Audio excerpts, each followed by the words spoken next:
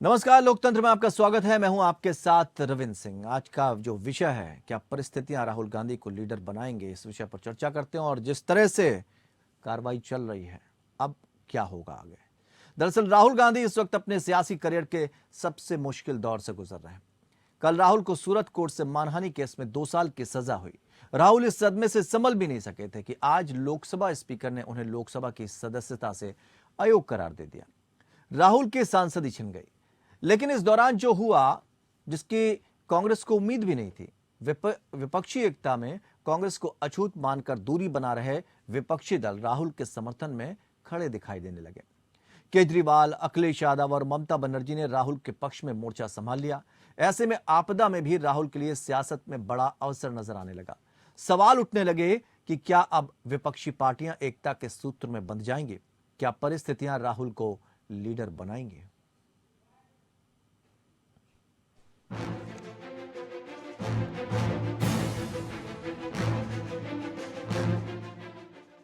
सूरत court से आपराधिक मानहानि के मामले में 2 साल कैद की सजा सुनाए जाने के साथ ही राहुल गांधी को सांसद की सदस्यता से भी हाथ धोना पड़ा है। राहुल गांधी की सांसदी जाने की अधिसूचना लोकसभा स्पीकर जारी कर चुके हैं। ये फैसला कोर्ट के निर्णय के बाद लोकसभा सचिवालय की ओर से जनप्रतिनिधि कानून की धारा 8 के तहत लिया गया है। भले ही ये कार्रवाई कानूनी तौर पर की गई हो, लेकिन इस पर सियासत गर्मा गई है। विपक्षी एकता की कवायद में जो दल कांग्रेस को अछूत मान रहे थे, वो भी राहुल के समर्थन में उतर आए हैं। ऐसे में सवाल उठने लगे कि क्या अब विपक्षी पार्टियां एकता के सूत्र में बंध जाएंगी? राहुल को सजा सुनाए जाने के बाद सबसे पहला बयान दिल्ली के मुख्यमंत्री और आप संयोजक अरविंद केजरीवाल की तरफ से आया है।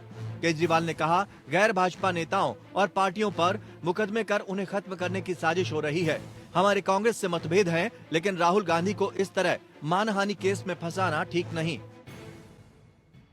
जिस तरह से उन्हें उस मानहानि केस में फंसाया गया, मैक्सिमम सजा दी गई और 24 घंटे के अंदर उनकी लोकसभा की सदस्यता बर्खास्त कर दी गई, ये हमारे देश के लिए बहुत चिंता का विषय है। आजकल देश के अंदर जो चल रहा है वो देश के लिए बहुत खतरनाक है। सामने आके इसके खिलाफ लड़ाई लड़नी पड़ेगी। अगर हमने भारत को बचाना है तो 130 करोड़ लोगों को एक साथ इकट्ठे होकर इस लड़ाई में शामिल होना पड़ेगा। कांग्रेस से दूरी बनाकर चल रहे अखिलेश यादव भी इस मुश्किल की घड़ी में राहुल के साथ नजर आए।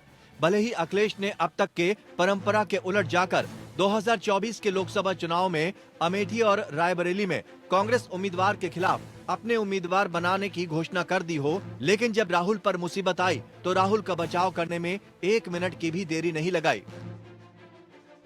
उत्तर प्रदेश में समाजवादी पार्टी के कई सदस्यों की सदस्यता इन्होंने बीजेपी के लोगों ने ली है। आज कांग्रेस के पार्टी के सबसे बड़े नेता की सदस्यता गई है। और अगर हम इसी तरह देखेंगे, अगर ऐसे मुकदमे देखेंगे, तो बीजेपी वालों की तो कईयों की सदस्यता नहीं बचेगी। जो भाषा या जिस तरह के उनके स्टेटमेंट्स हैं, अगर उन पर सच्ची कार्रवाई हो जाए तो बहुत सारे भारतीय जनता पार्टी के सदस्यों की भी सदस्यता चली जाएगी। ये जानबूझ करके जो असली मुद्दे हैं, महंगाई, बेरोजगारी और इनके ही मित्र उद्योगपति जिन्होंने पैसा भारत का डुबाया है, उन पर ये बहस नहीं करना चाह रहे। उनसे ध्यान हटाने के लिए ये कांग्रेस पार्टी के नेता के साथ हुआ है, समाजवादियों के साथ पहले हो चुका है। वहीं विपक्षी एकता में कांग्रेस के नेतृत्व को खारिज करने वाली ममता बनर्जी अब राहुल पर ममता बरसा रही हैं। राहुल को सजा मिलने और लोकसभा की सदस्यता से बर्खास्त किए जाने पर ममता बनर्जी ने बीजेपी पर तीखा हमला बोला है। ममता ने कांग्रेस से पुरानी कड़वाहट को दरकिनार करते हुए इस मुद्दे पर राहुल का साथ दिया है। सीएम ममता बनर्जी ने ट्वीट करते हुए कहा, प्रधानमंत्री मोदी के नए भारत में विपक्षी नेता बीजेपी के मुख्य निशाने पर है। आपराधिक रिकॉर्ड वाले बीजेपी नेताओं को कैबिनेट में शामिल किया जा रहा है। वहीं विपक्षी नेताओं को भाषण देने पर बर्खास्त किया जा रहा है। राहुल को सूरत कोर्ट से 2 साल की सजा और अब संसद की सदस्यता भी गंवाने पर विपक्ष से जो सहानुभूति मिल रही है, उसमें भविष्य की कई संभावनाएं भी नजर आ रही हैं। क्या राहुल विक्टिम कार्ड खेलकर विपक्ष के हीरो बन जाएंगे? क्या परिस्थितियां राहुल को लीडर बना देंगी? हालांकि अभी तक विपक्षी दल एकता के पक्के सूत्र में नहीं बंध सके हैं। केसीआर, अखिलेश यादव, ममता बनर्जी और अरविंद केजरीवाल जैसे नेताओं की कांग्रेस पार्टी के शीर्ष नेतृत्व से बातचीत नहीं हो रही है। लेकिन अब जिस तरह के हालात बन रहे हैं उसमें राहुल के लिए आपदा में अवसर भी नजर आने लगे हैं। Bureau report.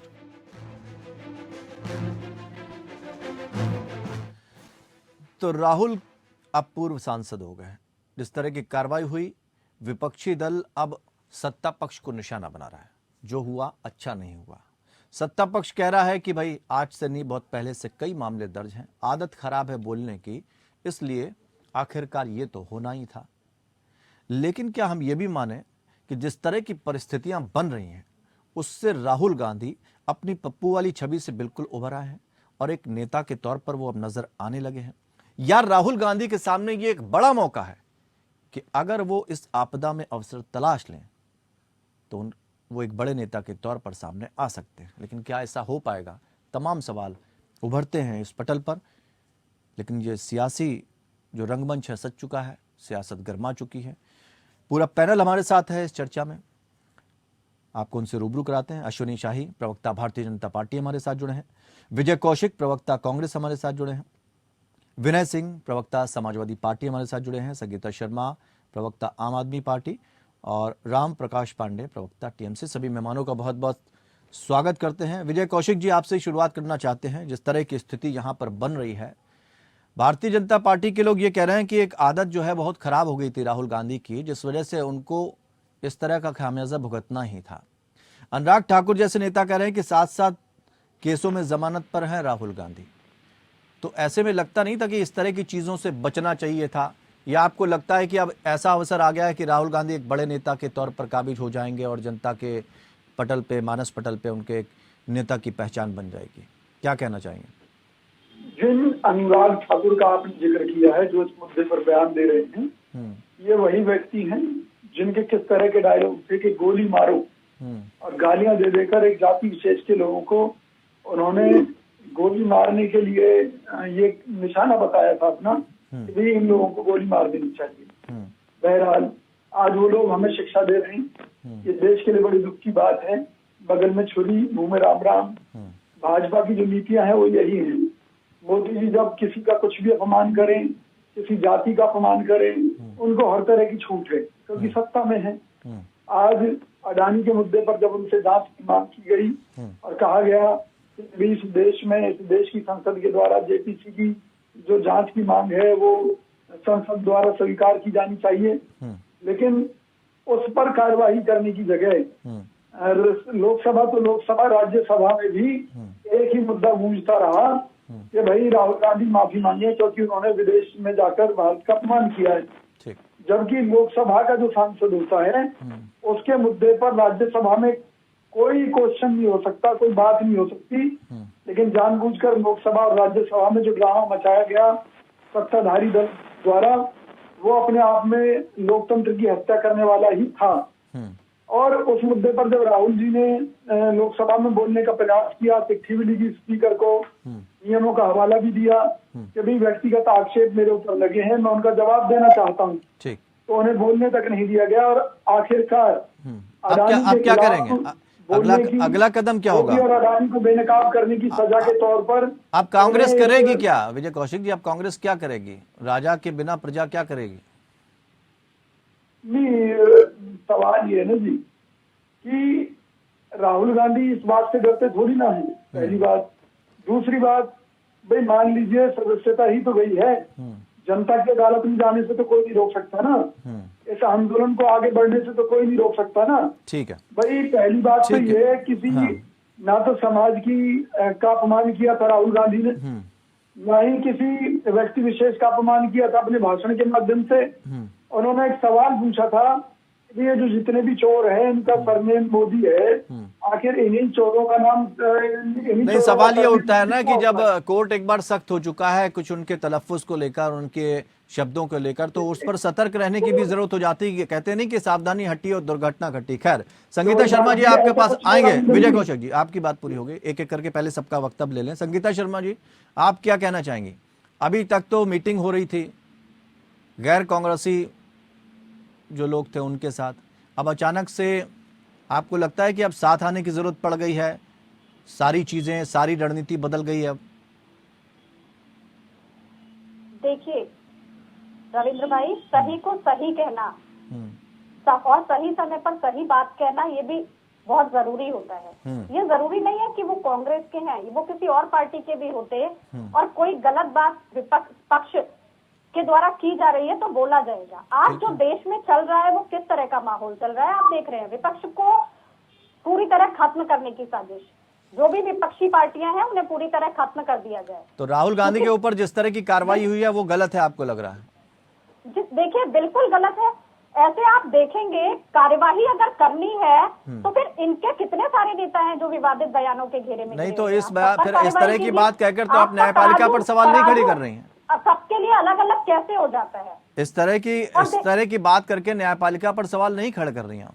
रविंद्र भाई देखिए, न्यायपालिका का हम पूरा सम्मान करते हैं, आदरणीय न्यायपालिका का पूरा सम्मान है, लेकिन आप देखिए ना जो इस समय देश में चल रहा है माहौल, आप टाइमिंग देखिए भाजपा की कि वो कैसे, जब उनकी पूरी यात्रा खत्म होती है उसके बाद फिर उन पर किया जाता है कि लंदन में उन्होंने बयान दिया, अब उनकी सदस्यता रद्द की जाती है। तो देखिए अनुराग ठाकुर जी हो चाहे साध्वी प्रज्ञा जी हो, कितने ऐसे नेता हैं बीजेपी में, क्या आपने उनकी सदस्यता भंग की? आपको उनको भी सदस्यता हटानी चाहिए अगर आप बिल्कुल सही तरीके से कर रहे हैं। ये सारा कन्वर्ट करने की कोशिश है रविंद्र भाई। अडानी मुद्दे पर कोई बात ना करे। आपको जेपीसी बनाने की जल्दी नहीं है, आपको राहुल गांधी जी की सदस्यता खत्म करने की बहुत जल्दी थी। ठीक है। जेपीसी की मांग जो पूरा विपक्ष जिस पर अड़ा हुआ है, जिसकी बात कर रहा है, आपने संसद नहीं चलने दी, उसकी कोई जल्दी नहीं है। तो देखिए जो इस समय देश में चल रहा है ये पूरी तानाशाही चल रही है बीजेपी की। ठीक है विनय सिंह, ठीक है आपका वक्तव्य हो गया। विनय सिंह जी, आपको क्या लगता है कि जिस तरह की कार्रवाई हुई गलत है? और अगर आप कह रहे हैं गलत है तो फिर न्यायालय पे आप सवाल खड़े कर रहे हैं।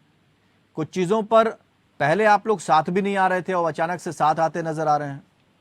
ये सब सियासत में क्या हो रहा है? स्वार्थ सबका जुड़ा है कहीं ना कहीं। न्यायालय पे सवाल कोई नहीं खड़ा कर रहा, न्यायालय का सभी सम्मान करते हैं। होता क्या है कि जब आप असंतुष्ट होते हैं किसी चीज को, किसी न्याय को लेकर के, तो आप हाई कोर्ट जाते हैं, आप सुप्रीम कोर्ट जाते हैं, तमाम रास्ते आपके पास हैं। अगर हम निचली अदालत के किसी फैसले के खिलाफ अगर हम हाई कोर्ट जाते हैं या सुप्रीम कोर्ट जाते हैं तो ऐसा नहीं है कि माननीय न्यायालय का तौहीन है। इसको तौहीन नहीं, हम अपने विचारों को रख सकते हैं। हमें लगता है कि कहीं न कहीं ये गलत है, ये लोकतंत्र की हत्या है।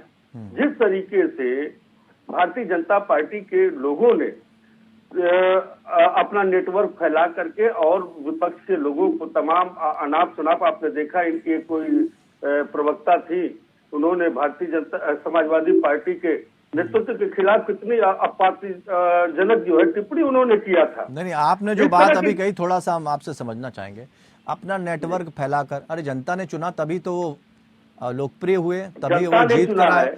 नेटवर्क फैलाकर ये भी तो एक तरह से लोकतंत्र का अपमान हो गया ना, अगर आप इस तरह की बात करें। लोकतंत्र नेटवर्क करने का सोशल मीडिया के माध्यम से जनता ने चुना है जनता के हक में काम करने के लिए। आज जनता महंगाई से परेशान है, बेरोजगारी से परेशान है, किसान परेशान, तमाम ऐसी चीजें हैं जिस पर बात होनी चाहिए। लेकिन भारतीय जनता पार्टी आप इस चीज को देखिए कैसे बताने का प्रयास कर रहे हैं कि एक जाति सूचक, जाति सूचक तो उसको कहते हैं। जब माननीय राष्ट्रीय अध्यक्ष हमारे मुख्यमंत्री थे, जब वो 2017 में जब वो मुख्यमंत्री पद से हटे तो पूरे मुख्यमंत्री को गंगा जल से धुलवाया गया था। क्या ये पिछड़े वर्ग का व्यक्ति अगर मुख्यमंत्री रहता, उस घर में रहता, तो इस तरीके का हरकत किसी को दल को करना चाहिए? तो ये होता अपमान किसी जाति का, ये होता है पिछड़े और दलित का अपमान होता है, इसको कहते हैं अपमान। भारतीय जनता पार्टी संविधान का हमेशा अपमान किया है। आपने देखा है कि संविधान को कभी वो नहीं मानती है। जिस तरीके से आरक्षण की सूचियों में जिस तरीके से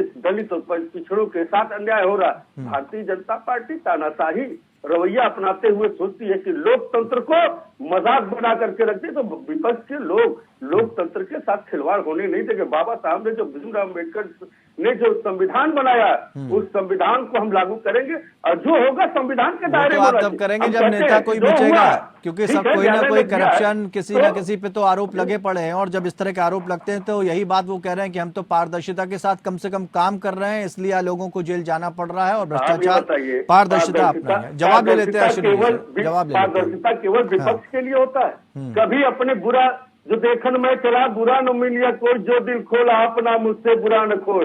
जरा अपने अंदर झांक करके नहीं देख तो लें। ये सवाल भी तो होते हैं ना कि गिरिराज जी हो, पहले चाहे इनके अगर और भी आपको तमाम लगता नेता है, हैं। देखिए मैं तो सभी से बोल रहा हूं जो खैर आम आदमी पार्टी तो हाल में खड़ी हुई, उसने जितनी तेजी दिखाई है, जिस तरह से चुनाव में खड़ी हुई है, उसकी बात मैं नहीं करना चाहूंगा, लेकिन जो दल पुराने हैं वो तो उनको लगता था कि चलो छोड़ देंगे, कल हमें भी छोड़ दिया जाएगा, इस तरह की प्रक्रियाएं होती थी पूरी। लेकिन अब वो ऐसी प्रक्रिया नहीं होती है, जो दोषी है वो तो जाएगा ही, जिस ठीक है तरह ना। से अब्दुल्ला आजम की सदस्यता गई, क्या लोकतंत्र में हम धरना प्रदर्शन भी नहीं कर सकते? हम जनता की आवाज को क्या बुलंद नहीं कर? यही सब तमाम ठीक है, अब तरीके जवाब ले रहते लेते हैं। थे। अश्विनी शाही जी, आप सबके आपने सवाल सुन लिए। लोकतंत्र का जो एक पैमाना होता है वो बदल गया है क्या? आवाज दबाई जा रही है, सदन में बोलने नहीं दिया जा रहा है, और बाहर इस तरह की कार्रवाई हो रही है। 11 महीने बाद केस फिर से शुरू किया जाता है, और जो पार्लियामेंट 10 दिनों से ठप पड़ी थी, अश्विनी शाही जी 24 घंटे में इतनी सक्रिय हो गई कि ये सारी कार्रवाई भी हो गई। रविंद्र जी, आपने देखा होगा शायद आज पार्लियामेंट में जो है वित्त विधेयक भी पास हुआ है। इतनी सक्रिय होने का मतलब का वो तो पास करना ही था। ये लोग बाहर रहें, ये लोग अंदर रहें, विपक्ष का कोई मतलब आज, क्योंकि पिछले 3-4 सत्रों से देखा जा रहा है, कभी पेगासस है, कभी हिडनबर्ग है, कभी ग्रेटा थनबर्ग है, कभी ये सारी चीजें टूल किट चला कर ये लोग 3-4 सत्र को नाश कर चुके हैं ये लोग। आज जो ये घटना हुई है, इसमें मैं कहना चाहूंगा अहंकार और सलाहकार बहुत खराब काम करा गया है राहुल गांधी जी से। राहुल गांधी जी अहंकार में रहे, मद में चूर रहे। माननीय जज कहते रहे कि आप माफी मांग सकते हैं, आपके पास माफी मांगने का है। देखिए, केजरीवाल जी ने नहीं माफी मांगा, अरुण जेटली जी से माफी मांगी या नाक रगड़ा माफी मांगा। इन्होंने भी उनसे, नितिन गडकरी जी से माफी मांगा, वो मांग लिए, लेकिन ये अहंकार में रह गए, और अहंकार में रहकर माननीय जज की बात नहीं माने। और इनके वकील ने कहा कि सरकार पहली बार ये चीज है, तो जो दूसरे पक्ष का वकील था उसने कहा ना ना ना। इन्होंने सुप्रीम कोर्ट में भी माफी मांगी थी, और सुप्रीम कोर्ट ने हिदायत दी थी कि आप इन सब चीजों से बच कर रहेंगे, आप कानून बनाने वाले हैं, कानून को तोड़ेंगे नहीं। इनको 2 साल की सजा दी। और आज विजय कौशिक जी लोकतंत्र की दुहाई दे रहे हैं। हमारे विनय भाई कह रहे हैं कि हम छोटी अदालत से असंतुष्ट रहेंगे तो बड़ी में जाएंगे। सच्चाई है, जाना चाहिए, उसी की व्यवस्था है। मगर सड़कों पर क्यों, किसका विरोध हो रहा है? न्यायालय के फैसले का विरोध हो रहा है। ये लोकतंत्र की हत्या नहीं तो क्या है? दूसरी बात, विजय कौशिक जी ने अनुराग ठाकुर जी का नाम लिया। उन्होंने ये स्पष्ट कहा कि एक जाति विशेष के लोगों को गोली मारने का नारा दिया उन्होंने। गद्दार कौन से जाति विशेष के हैं? अच्छा। विजय कौशिक जी का जब टर्न आएगा तो मैं जानना चाहूंगा अरविंद जी आपके माध्यम से कि वो गद्दार कौन से जाति विशेष के हैं, तो और अच्छा, कौन गद्दार समझता है अपने आप को? लेकिन बीजेपी तो एक पूरी मुहिम छेड़ना चाह रही है राहुल गांधी को लेकर कि ओबीसी का अपमान कर दिया है। रविंद्र जी, बस उसी पर आ रहा मैं। हाँ। मैं कल एक जो है उस पर चैनल पर था, तो किसी वरिष्ठ पत्रकार ने कहा, मैंने यही बात कहा कि मोदी सरनेम वाले चोर, प्रधानमंत्री जी को भी गाली, और मोदी जाति जो ओबीसी है उस पूरी जाति को गाली। ये क्यों? नहीं, लेकिन ये राहुल गांधी जी एक सवाल ये भी, कैसे, एक सवाल ये भी है ना, जो अभी पूछा था क्या कहते हैं विनय सिंह ने, कि जब अखिलेश यादव का बंगला छूटा था उसके बाद गंगा जल से धुलवाया गया था, तो वो किसका अपमान था? मैं उसका भी जवाब दे देता हूं। अच्छा, दूसरी बात, मैं पॉइंटेड एक सवाल ये भी आया कि जितने भी मोदी सरनेम हैं क्या वो सारे ओबीसी में आते हैं? मोदी एक जाति जो है वो ओबीसी में आती है, लेकिन सारे सरनेम नहीं आते हैं ना। नहीं तो ओबीसी में जो आते हैं कि नहीं आते हैं, ये सारे नहीं आते हैं ना, लेकिन आधे की बात नहीं है। नहीं 1000 आते हैं भाई, हमारे देखिए 1 लाख आते हैं ना। हाँ, लेकिन सारे नहीं आते हैं ना, उसमें तो मैं क्या उन्होंने कह रहा सारे हूं? शामिल 1000 किए। आते हैं, हाँ, नहीं मैं तो 2000 पूछ रहा हूँ आते आपसे, हैं, मैं तो सिर्फ 5000 आते हैं। हाँ। एक जाति है ओबीसी में, मोदी जाति आती है। ठीक है, और नीरव वो मोदी जाति जो देखिए, है, नीरव मोदी और ललित मोदी ये ओबीसी में नहीं सर, एक आते। मिनट।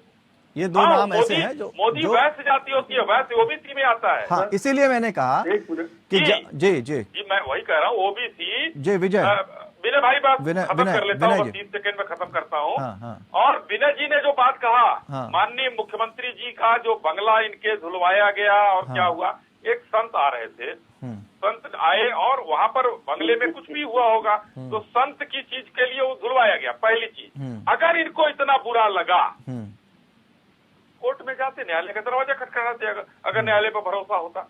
ठीक है, हमको गाली पड़ी, हमको दर्द हुआ, मोदी समाज का कोई व्यक्ति उठकर खड़ा हुआ और आज मुकदमा लिखाया, उसकी परिणति है राहुल गांधी जी सदस्यता से अयोग्य हो गए। अच्छा, अश्विनी जी ये बड़ी अच्छी बात करी। देखिए, आपसे किसी ने अपनी पीड़ा कही तो आपने क्या एक्शन लिया उस पे? आपने उस पीड़ा को सुना और संग्राम करने के मूड में आप आर पार की लड़ाई ओबीसी के लिए, यही ना?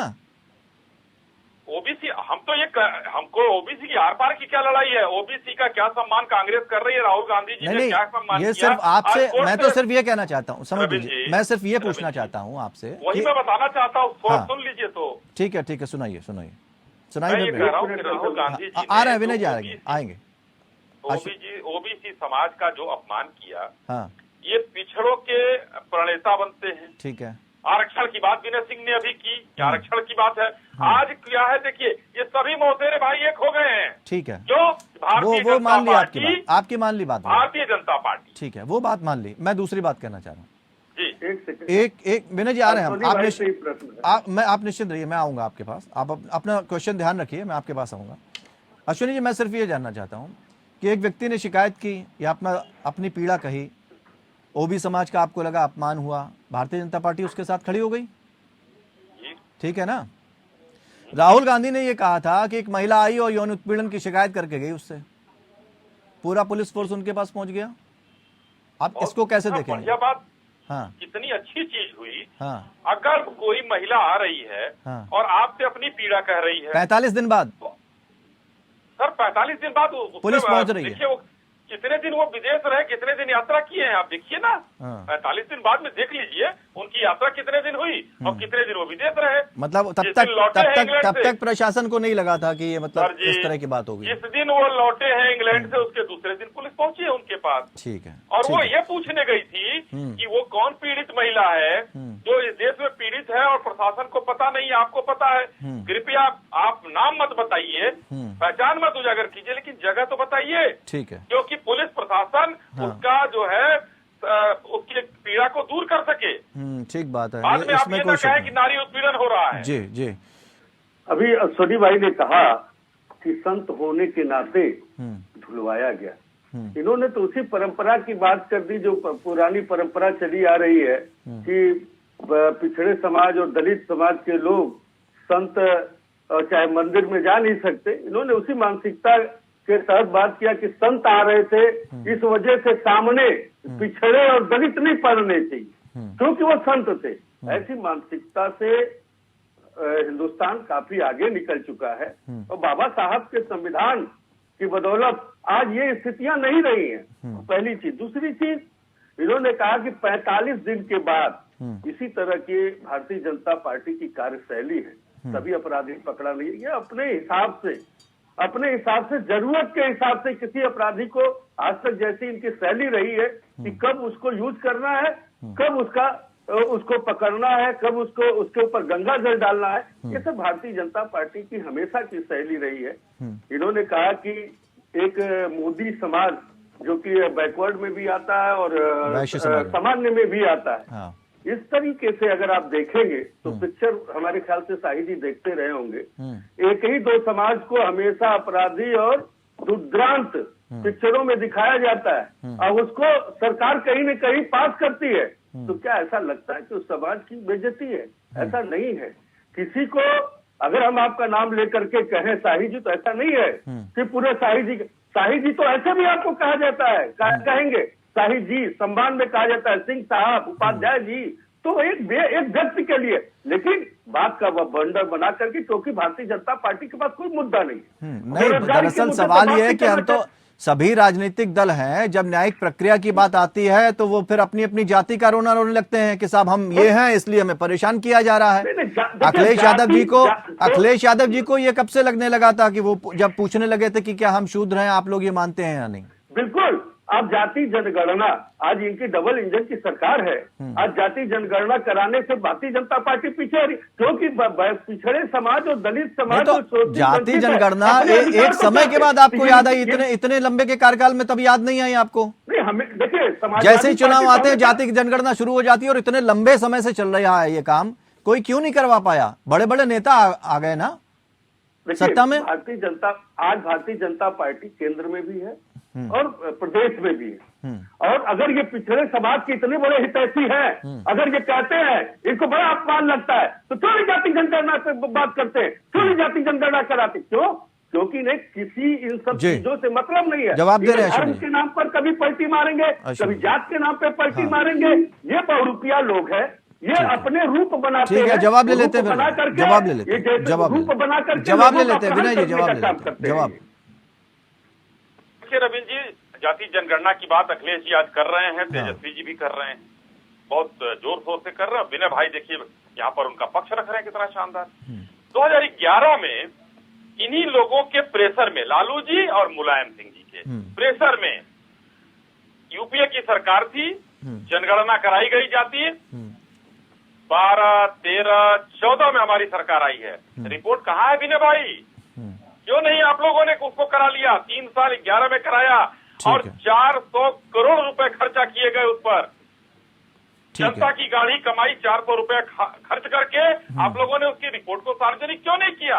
और आज जब अभी रविंद्र वही मैं कहना चाह रहा हूँ, तो जाति जनगणना की बात कर बिल्कुल रहे हैं। मैं वही कहना चाह रहा हूँ, लेकिन जिस तरह से कार्रवाई होती है फिर कोर्ट को संज्ञान लेना पड़ता है, कोर्ट को फटकार लग चुकी है, कोर्ट की फटकार लग चुकी है, तब जाके राजनीतिक दल जागते हैं। मुझे लग रहा है कि थोड़ा सा हम रामप्रकाश पांडे जी को भी ले लें, उनसे अभी तक हमने कोई सवाल नहीं लिया। रामप्रकाश पांडे जी, राहुल गांधी तो पहले सांसद थे, पूर्व सांसद हो गए हैं, जिस तरह की कार्रवाई हुई है उनको लेकर क्या कहना चाहेंगे आप? सही है, गलत है? क्योंकि ये कह रहे हैं कि लोकतंत्र की हत्या है, विपक्ष की आवाज दबाने की कोशिश की जा रही है। क्योंकि विपक्ष की आवाज तो बराबर ये लोकतंत्र की हत्या है, विपक्ष की आवाज दबाई जा रही है जब उनके साथ ये गलत हो रहा है,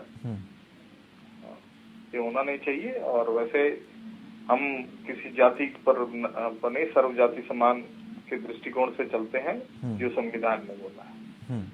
तो आप किस तरह से 2024 की लड़ाई लड़ेंगे? राहुल गांधी से इतर जाएगी टीएमसी, जैसा कि पहले ममता बनर्जी कह रही थी कि अब हमें कांग्रेस से कोई लेना देना नहीं, या आप साथ में खड़े होकर 2024 तक का सफर तय करेंगे और इस लड़ाई को आगे तक ले जाएंगे? 2024 में हम अकेले अपनी दम पर ही आएंगे, अपने दम पर हम लड़ेंगे हर जगह। तो इस मामले में राहुल का कहां तक साथ देगी टीएमसी? क्योंकि ममता बनर्जी का जिस तरह का बयान आया है उससे देखकर तो लग रहा है कि वो थोड़ा भावुक है राहुल गांधी के लिए। वो तो देखिए 2024 का इलेक्शन का रिजल्ट आएगा, उसके बाद देखा जाएगा, उसके समय परिस्थिति के हिसाब से काम किया जाएगा। विजय कौशिक जी, आप कुछ कहना चाह रहे थे? मैं ये कहना चाहता हूँ कि राहुल गांधी जी के इस मामले में शुरू से ही लोकतंत्र की धज्जियां उड़ाई गई, कहीं ना कहीं कोर्ट को भी गुमराह किया गया। और ये भी कोई बड़ी चीज नहीं है कि भी जिस तरह से राम मंदिर मामले में फैसला सुनाने वाले जज को रिटायर होने के बाद में राज्यसभा से उपकृत कर दिया गया, इस मामले में भी कोई इस तरह का मामला बाद में निकल कर आए। बहरहाल राहुल गांधी जी ने ये कहा था कि भी सभी चोरों का सरनेम मोदी क्यों है, ये क्वेश्चन है, ना कि किसी के ऊपर आरोप है। या इस बात को उन्होंने सबूत के तौर पर कहा। जब क्यों शब्द आ गया तो क्वेश्चन वाचक शब्द हो गया, पहली बात। दूसरी बात, इस मुकदमे को दायर करने वाला कौन है? बीजेपी का विधायक है। ये तो ये परंपरा लाने वाला कौन है? इस तरह की परंपरा क्यों शुरू हो जाती है जी? इस तरह की परंपरा किसने शुरू की और क्यों शुरू होती है? ये जाति आधार, धर्म आधार, इस तरह के कटाक्ष जब राजनीति में आ जाते हैं और सबको पता है कि ये लोकतंत्र के लिए ठीक नहीं है, उसके बावजूद भी ये आ जाते हैं। आप जी इस बात का भी जवाब दे दूंगा। पहले जो मैं कहना चाहता हूँ उसे थोड़ा सा सुन लें जी।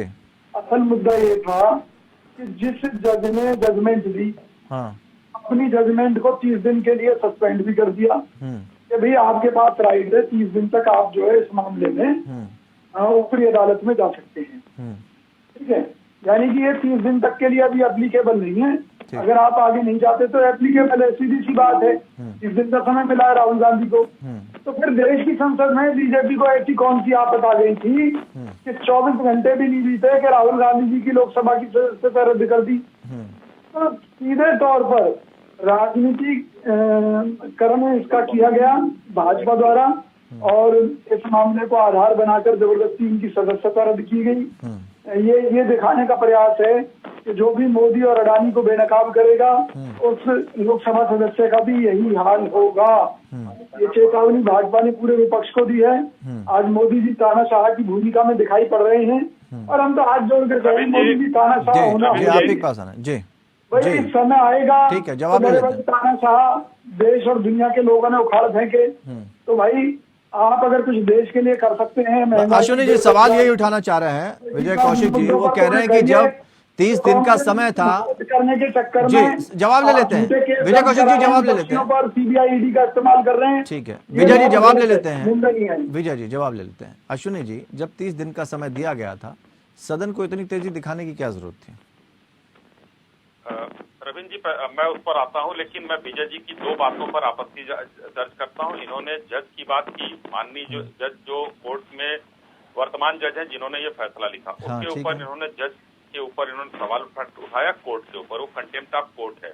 दूसरा, इन्होंने स्पष्ट रूप से अभी कहा मोदी तानाशाह हैं, इस शब्द पर भी मुझे आपत्ति है। तानाशाह बड़ा खराब शब्द है विजय जी। इन चीजों को मेरा एक सजेशन यही है कि देखिए जिस काम के लिए आपके नेता को तानाशाह नहीं है, अरे सुन लीजिए, जेपीसी की जांच की मांग क्यों नहीं मानी, कृषि बिलों पर किसानों की बात क्यों नहीं मानी। एक मिनट सुन लेते हैं विजय जी, विजय जी सुन लेते हैं। विजय जी अब बीच में बोल के बात को खराब मत कीजिए। विजय जी आप जो बोलने जा रहे हैं सुन लीजिए, इसके बाद बोलिएगा, सुन लेते हैं। जिस काम के लिए आपके नेता को न्यायालय द्वारा सजा मिली, माफी मांगना पड़ा, क्यों बार बार हम लोग डिबेट में ऐसे शब्दों का प्रयोग करते हैं? ये मैं सबके लिए कहता हूँ। हम लोग अपने पार्टी का पक्ष रखते हैं। ठीक है। देश के प्रधानमंत्री को तानाशाह कहना, तानाशाह बड़ा एक खराब शब्द है। हाँ, ठीक और इस पर जो है इस शब्द के मायने बड़े वो आपके यहाँ लोकतंत्र है। आप कहते हैं नहीं, बहुत अच्छी बात हो रही है, अश्विनी शाह जी, तानाशाह कह रहे हैं, अश्विनी शाह जी पब्लिक ने चुना है। ठीक बात है, ठीक बात है, अच्छी बात कही वो आपने, लोकतांत्रिक रूप से चुने हुए बिल्कुल हम आपकी बात से सहमत हैं अश्विनी शाह जी। लेकिन थोड़ा सा आपसे हाँ नहीं, बहुत अच्छी बात कही। अब मैं ये भी जानना चाहता हूँ, थोड़ा इसको भी बता दीजिए क्यों जल्दी थी ये मैं बता रहा हूँ। जी जी हाँ ठीक है। अब मैं थोड़ा सा, आपने कहा ये दो शब्द बहुत खराब हैं, तानाशाह नहीं कहना चाहिए, इसमें कोई शक नहीं, खराब शब्द है, ठीक है इस तरह के। अब मैं थोड़ा सा आपसे ये पूछना चाहता हूँ, मीर जाफर, डायन, सद्दाम से तुलना, इस पे मानहानि का दावा नहीं होना चाहिए? कौन से देश के प्रधानमंत्री के ऊपर कहा गया है? कौन सा वो तानाशाह इतना? मतलब अभी लोकतंत्र का चुना हुआ नेता जो है वो क्या होता है? लोकतंत्र का मैंने सबके लिए कहा रविंद्र जी। हाँ तो इसीलिए तो मैंने पूछा ना रविंद्र ये जी, जो मीर जाफर किसको कहा गया? ध्यान नहीं दिया, मैंने सबके लिए कहा ये बात। ठीक है, मैं अपने लिए भी लागू कर रहा हूँ और सबके लिए मैंने ये बात कही। विपक्ष वही पूछना चाह रहा है कि जब ये बात सबके लिए, अगर विपक्ष को ये बात कौन गया सत्ता में, कौन कोई न्यायालय की शरण में गया? किसकी जिम्मेदारी? कहीं गया, किसी के ऊपर मुकदमा है नहीं है, यानी कि उनको बुरा नहीं लगा। ठीक है, संगीता जी मेरा एक सवाल ले लीजिए रविंद्र जी, छोटा सा। जी जी जी मेरा सवाल ये है कि दिल्ली के अंदर पोस्टर लगे कि मोदी भगाओ देश बचाओ, FIR दर्ज हो गई। ठीक है, वहीं आम आदमी पार्टी के नेता के बारे में पोस्टर लगाए गए। नहीं वो कह रहे हैं कि वो यही तो कह रहे हैं केजरीवाल को भगाओ, वो यही कह रहे हैं। मुकदमे दर्ज हुए। केजरीवाल जी को लिख देना चाहिए ना, सौजन्य से अरविंद केजरीवाल आम आदमी पार्टी और झाड़ू की गुहार लगा देते। चले इसका अब आप आम आदमी पार्टी की भी लड़ाई मोल ले लेंगे। संगीता जी का जवाब दे लेने दीजिए। संगीता जी, ये कहना अश्विनी शाह जी का कि अगर विपक्ष को लगता है कि कोई बात खराब है या मीर जाफर जैसे शब्द हो गए या केजरीवाल को अगर कुछ कह दिया हो, तो वो न्यायालय क्यों नहीं जाते हैं? हम जाते हैं, आप भी जाते हैं। किसी के लिए भी किसी भी तरह का ऐसा शब्द इस्तेमाल करना जो मर्यादा के में ना हो तो वो खराब है सबके लिए। कोई भी कोर्ट जा सकता है, आपके लिए भी रास्ता खुला है, फिर ये हो हल्ला क्यों? देखिए रविंद्र भाई, टीका लिया हुआ है ना बीजेपी वालों ने लिया है, तो आप क्या शब्द भी बोलते हैं उसके बाद। आपकी आवाज कट गई है। आम आदमी पार्टी की आवाज बंद। वो ऐसा कैसे? ये नेटवर्क का इशू है या बीजेपी की वजह से ऐसा हो गया? अश्विनी जी आपकी वजह से तो नहीं रविंद्र जी। देखिए रविंद्र भाई, तानाशाही शब्द से अश्विनी भाई को बहुत गुरेज है, लेकिन आज जो लोकतंत्र में चल रहा है वो तानाशाही रवैया ही चल रहा है अश्विनी भाई। नहीं, उन्होंने कि इसके लिए कोर्ट जा सकते हैं आप लोग। 301 सांसद हैं और उसमें से 116 दागी हैं और 87 तो गंभीर तरीके से दागी हैं। तो आप सोचिए कि अपने नेताओं पर तो कार्यवाही नहीं होती, लेकिन पूरे विपक्ष को निशाना बनाया जाता है, चाहे वो जितने भी विपक्ष में आज राजनीतिक दल हों। तो चाहे उन पर केस कर दो, किसी की सदस्यता समाप्त कर दो, किसी ना किसी तरह से विपक्ष को खत्म कर दो भाई। अपने लोगों के बयानों को भी अश्विनी भाई को याद रखना चाहिए कि साध्वी प्रज्ञा जी ने एक बार बयान दिया था महात्मा गांधी जी पर, तो माननीय मोदी जी ने स्वयं कहा था कि मैं उनको माफ नहीं करूंगा, लेकिन क्या कार्यवाही हुई? आज भी वो आपकी पार्टी में है। माननीय मोदी जी ने खुद किस तरह की बयानबाजी की है संसद में, पूर्व प्रधानमंत्री जी पर रेनकोट पहनकर नहाते हैं, माननीय सोनिया जी पर 50 करोड़ की गर्लफ्रेंड। तो कितने ऐसे बयान हैं जो माननीय नरेंद्र मोदी जी ने स्वयं दिए, अमित शाह जी ने दिए। तो ये खुद अपने ही नेताओं को कैसे भूल जाते हैं? सिर्फ एक विपक्ष याद रहता है जो विपक्ष में नेता हैं, और वो भी अगर अभी बीजेपी में चले जाएं तो वो भी बिल्कुल साफ सुथरे और दूध के धुले हो जाएंगे रविंद्र भाई। तो ये भाजपा की जो रणनीति है ये विपक्ष को खत्म करने के सिवा और कुछ नहीं है, और ये तानाशाही रवैया है, मैं फिर कहूंगी। और देखिए पोस्टर की बात, जब पोस्टर लगे तो इतना बुरा लगा कि कार्यवाही की गई। तो आप सोचिए लोकतंत्र में क्या किसी को बोलने का अधिकार नहीं है? जो सरकार जो सत्ता में है, अगर जनता को वो पसंद नहीं आ रही, जनता उसके खिलाफ बोलना चाहती है तो वो बोल भी नहीं सकती। लोकतंत्र में बोलने का अधिकार भी भाजपा समाप्त करना चाहती है। ठीक तो है। 100 से ज्यादा लोगों पर FIR होना रविंद्र भाई नहीं, लेकिन क्या एक ये भी तो कुछ रवैया नहीं है? चीजें किस बात का डर ऐसी है? भी संगीता जी देखी गई ना कि इस तरह की बयानबाजी हो गई कि कोर्ट में जाके माफी मांगनी पड़ी। अरविंद केजरीवाल ने भी माफी मांगी जब जेटली जी पर उन्होंने आरोप लगा दिए थे। तो ऐसे काम क्यों किए जाते हैं नहीं, जिससे रविंद्र भाई, माफी बिल्कुल मांगनी मैं पड़ती आपकी है? इस बात से सहमत हूँ कि सभी को मर्यादा में रहकर बोलना चाहिए। हाँ। अमर्यादा टिप्पणी नहीं करनी चाहिए, लेकिन जब आवेश में आकर आरोप और प्रत्यारोप की एक जंग छिड़ती है तो आवेश में आकर शब्द निकल जाते हैं, पर उसका मतलब ये नहीं कि आप अपने नेताओं को बख्श दीजिए और विपक्ष के नेताओं को निशाना बनाइए। फिर कार्यवाही सबके लिए एक समान होनी चाहिए। अश्विनी जी जवाब देना चाहेंगे? और इसके साथ हम कुछ और भी जोड़ देते हैं। अगर लग रहा था कि राहुल गांधी ने इतना गंभीर बयान दिया है तो वक्त तो चुनाव का था, उस समय चुनाव आयोग ने कुछ नहीं किया, वहां के प्रशासन ने कुछ नहीं किया, लेकिन सूरत गुजरात की बात करें, वहां के MLA की बात को गंभीरता से ले लिया गया। देखिए, हम न्यायालय की शरण में गए, अगर न्यायालय ने हमको न्याय दिया तो इसमें कोई गुरेज तो नहीं और बुराई नहीं, बिल्कुल नहीं है। लेकिन फिर आप आयोग पर सवाल खड़े कर रहे हैं, वहां के प्रशासन पर कर रहे हैं। नहीं, हमने आयोग पर सवाल नहीं खड़ा किया। हम आयोग के पास भी जो है जाएंगे, जो मामले होंगे हम आयोग के पास भी जाएंगे। हम जो संवैधानिक संस्थाएं हैं उनके पास जाएंगे हम, क्योंकि हमको हिंदुस्तान के संविधान पर भरोसा है, हिंदुस्तान की न्याय व्यवस्था पर भरोसा है। जिसको नहीं है भरोसा वो न जाए, क्योंकि लोकतंत्र की हत्या हो रही है और सड़कों पर हत्या की जा रही है। ये बात तो विपक्ष कह रहा है ना कि क्या सारे विपक्ष के लोग ही खराब हैं? उनकी तरफ से ही ऐसे शब्द निकल रहे हैं। अगर आपकी तरफ से कोई शब्द किया गया, साध्वी प्रज्ञा का उन्होंने नाम लिया, आपने क्या कार्रवाई की? साध्वी प्रज्ञा को उन्होंने कहा माफ नहीं करेंगे, उन्होंने कोई सजा देने के बाद ये लोग गए होते कोर्ट में, उनके खिलाफ मामला जो आरोप लगा मामला कोर्ट में चल रहा है उनके खिलाफ। अब उसके जब कोर्ट न्यायालय जो फैसला देगा वो देखा जाएगा। संगीता जी ने अभी एक बात कही कि जो पोस्टर वाली बात की 100 लोग गिरफ्तार हुए, मैं कहता हूँ कि छुप कर क्यों खेल रहे हैं? अगर अरविंद केजरीवाल में विरोध की हिम्मत है तो सामने आए। मुद्रा का संविधान के साथ खिलवाड़ मत करिए, संविधान के साथ खिलवाड़ मत करिए। आप लिखिए मोदी हटाओ नारा दीजिए। अरे मोदी जी के खिलाफ तो बहुत नारा लगे हैं, मरजा मोदी। अभी कुछ दिन पहले एयरपोर्ट पे नारे लगे हैं कांग्रेसियों के द्वारा, बहुत कुछ हुआ है। अगर आप जो है आइए लिखिए, हिम्मत है तो, अगर है हिम्मत केजरीवाल जी के पास तो उनको लिखना चाहिए था। जो पोस्टर छापे थे उसके नीचे समाजवादी पार्टी अश्विनी जी, नहीं थी हिम्मत। अश्विनी जी, गुरिल्ला वार में इनको मजा आता है। ठीक है। विनय सिंह जी, वर्तमान समय क्या ऐसा है कि आलोचनाएं सुनना ही बंद कर दी गई? आलोचना बर्दाश्त नहीं होगी, चाहे कोई भी हो। आलोचना और गाली में फर्क होता है रविंद्र जी, एक चीज जान लीजिएगा। अच्छा, आलोचना भी कभी कभी राहुल गांधी ये कह रहे थे कि अगर हम कोई बात रख रहे हैं या तो हमारी पूरी स्पीच सुनिए। वो कह रहे थे कि हमें सदन में बोलने का मौका दिया जाए, बोलने का मौका दिया नहीं गया। तो फिर आखिर आवाज कहाँ उठाए, कहाँ अपनी बात रखे? आप अगर लोग तो एक है ना, राष्ट्रीय आपके पार्टी के साथ- नेता का ये हाल है अश्विनी जी, तो बाकी लोग क्या करेंगे फिर? वो लंदन में जाके बोल के आ रहे हैं, यहाँ 4000 किलोमीटर की यात्रा की है, रोज बोले हैं, किसने रोका है? किसी ने रोका था? आप लोग सशक्त माध्यम है संचार की, आप लोग आगे बढ़ाते हैं, बहुत कुछ की किसने रोका है? ये तो एक ड्रामा है, एक जो है विक्टिम कार्ड खेलना है कि हमको बोलने नहीं दिया जाता है। आप लोगों से बढ़िया कौन माध्यम है? और आप लोगों को कहते हैं कि अब मीडिया भी हमारे साथ नहीं आती है, यानी कि आप लोग पार्शियलिटी करते हैं उनके साथ। ये आरोप लगा रहे हैं आप या बता रहे हैं हमको?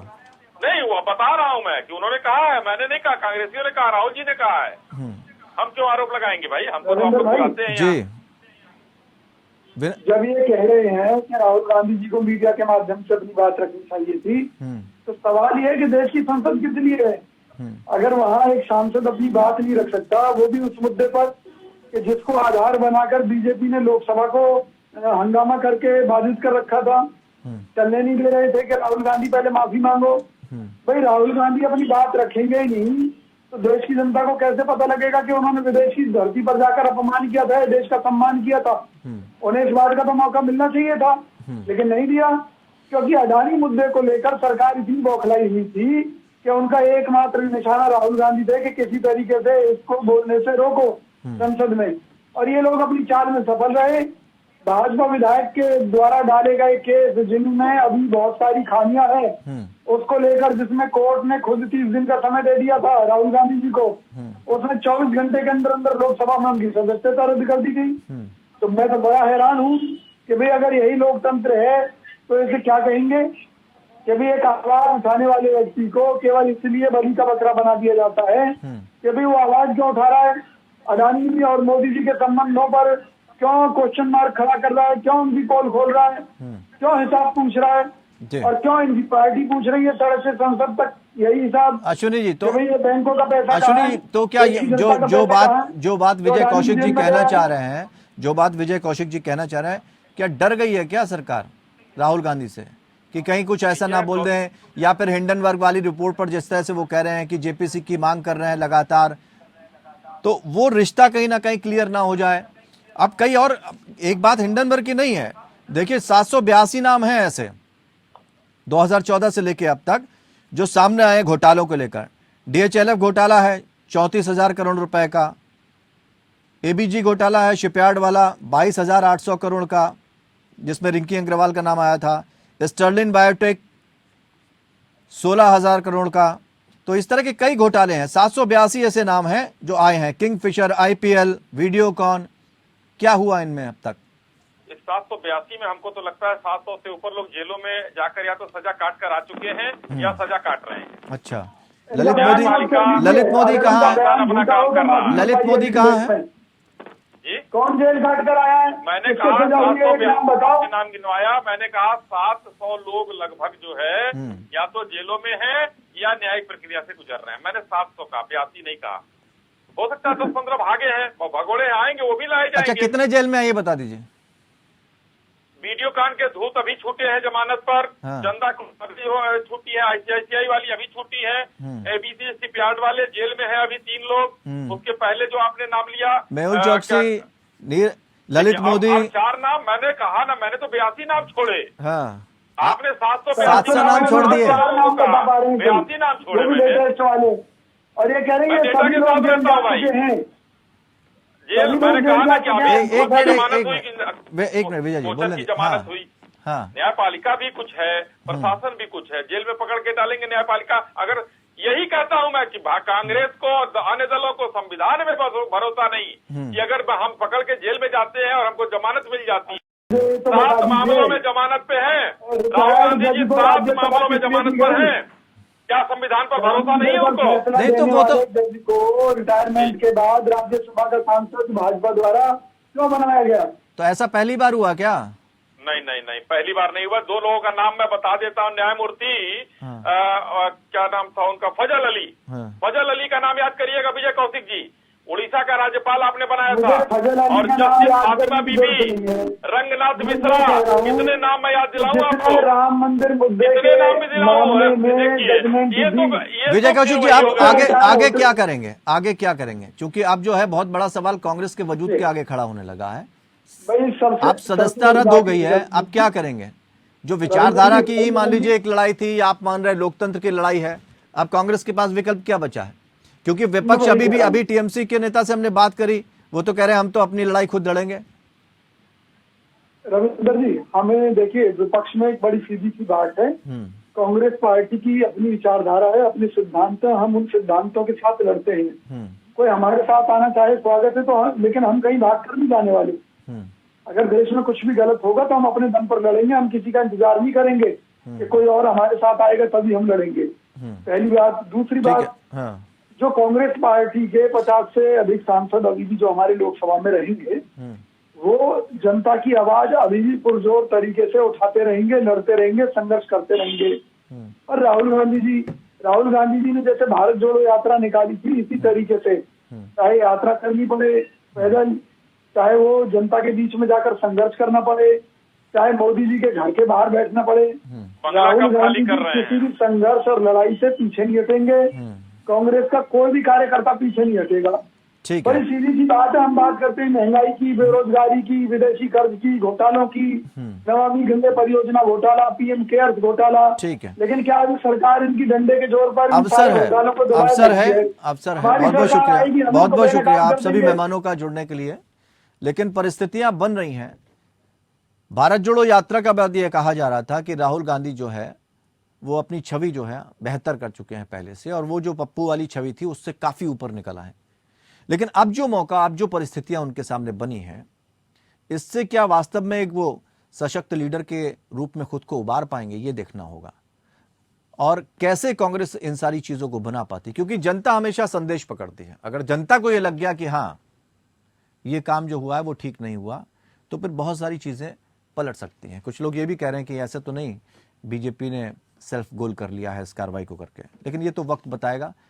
फिलहाल मीटिंग हुई, क्या कुछ चीजें हुई, ये सब धीरे धीरे करके सामने आएगी कि विपक्षी रणनीति क्या होगी, 2024 में एक होगा या नहीं होगा। अभी भी तमाम चीजों में मतभेद है, लेकिन सबसे बड़ा सवाल अब कांग्रेस के सामने है और राहुल गांधी के सामने है। अब क्या करेगी वो? फिलहाल इतना ही, नमस्कार।